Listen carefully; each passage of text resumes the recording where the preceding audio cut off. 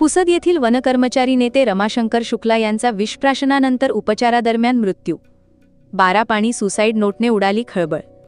मृतदेह जिल्हाधिकाऱ्यांच्या दालनात ठेवून संतप्तांचा ठिय्या.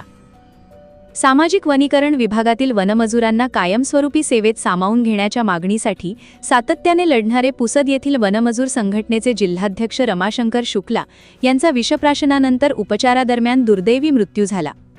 या घटनेने पुसदसह संपूर्ण यवतमाळ जिल्ह्यात खळबळ उडाली आहे. 20 ऑगस्ट रोजी यवतमाळ शहरातील एका लॉजमध्ये रमाशंकर शुक्ला यांनी विषप्राशन केले होते. लॉजचा दरवाजा तोडून पोलिसांनी त्यांना बेशुद्ध अवस्थेत बाहेर काढत शासकीय रुग्णालयात दाखल केले. गेल्या 4 दिवसांपासून त्यांच्यावर उपचार सुरू होते. मात्र 24 ऑगस्ट रोजी पहाटे 3:30 वाजता उपचारादरम्यान त्यांची प्राणज्योत मालवली. या प्रकरणातील सर्वात धक्कादायक बाब म्हणजे रमाशंकर शुक्ला यांनी आत्महत्येपूर्वी तब्बल 12 पानी सुसाईड नोट लिहून ठेवल्याची प्राथमिक माहिती समोर आली आहे. या नोटमध्ये वनविभागातील 4 वरिष्ठ अधिकाऱ्यांच्या नावांचा उल्लेख असल्याचे सांगण्यात येत आहे. त्यामुळे या सुसाईड नोटमध्ये नेमके काय आरोप करण्यात आले आहेत आणि या मृत्यूमागील परिस्थिती काय आहे याची सखोल चौकशी करण्याची मागणी जोर धरू लागली आहे. शवविच्छेदनानंतर नातेवाईकांनी आणि वनमजुरांनी आक्रमक भूमिका घेतली.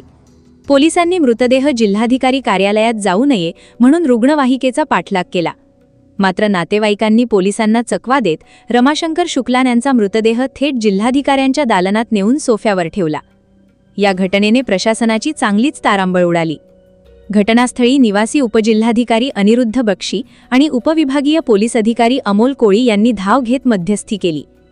चौकशी करण्याचे तसेच मागण्यांवर तोडगा काढण्याचे आश्वासन दिल्यानंतर मृतदेह दालनातून बाहेर काढण्यात आला.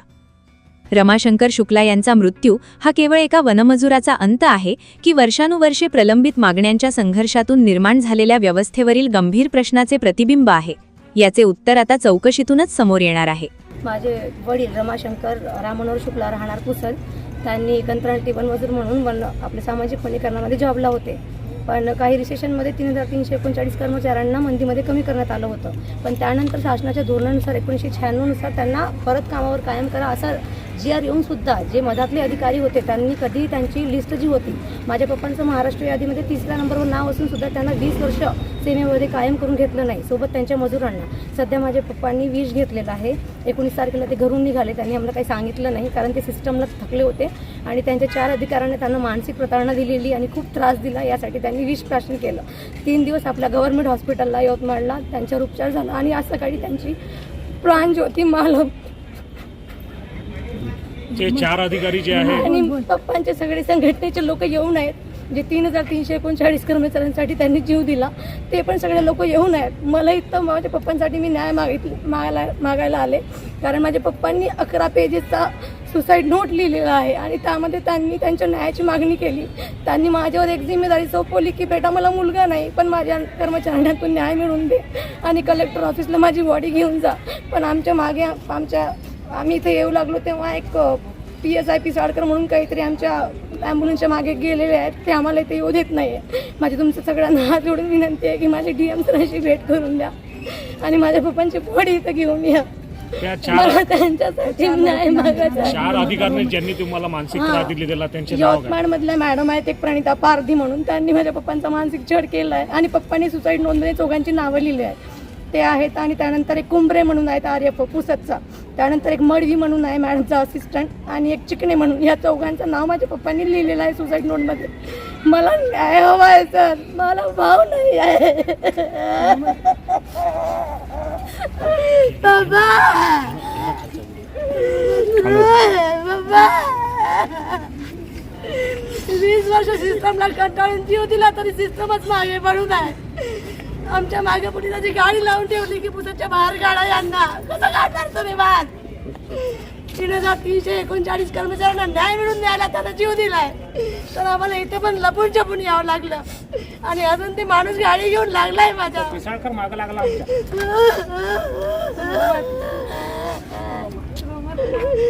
भारत देशाची खरंच किती घाण आहे सिस्टम की एक माणसाला स्वतःच सिद्ध करायला प्रूव्ह मरावं लागते आणि मेल्यानंतर पण त्याला भेटत नाही काय.